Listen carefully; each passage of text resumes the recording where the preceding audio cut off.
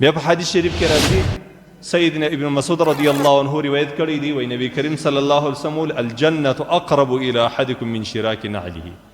جنت یو انسان ته د چوټي دربند دیم دا جنت ډیر ورته نږدې ده. او بیا په حدیث شریف کې راځي رسول الله صلی الله علیه وسلم فرمایلی دي والنار مثل ذلك جهنم هم دا رقم ده. نبی کریم صلی الله علیه وسلم د جهنم په باره کې هم دا وویل چې در چوټي دربند ډیر درته نږدې ده. یو تشبیه ده یو مثال دی او جهنم هم دا رقم دی. یا لکه هلته په حدیث شریف کې راځي چې کله مؤمن مسلمان آیت کرسی وایي نو د دو د جنت په مابین کې صرف مرګ پرده یعنی د هر لمانځه وروسته آیت کرسی سړی وایي دا سنت عمل دی.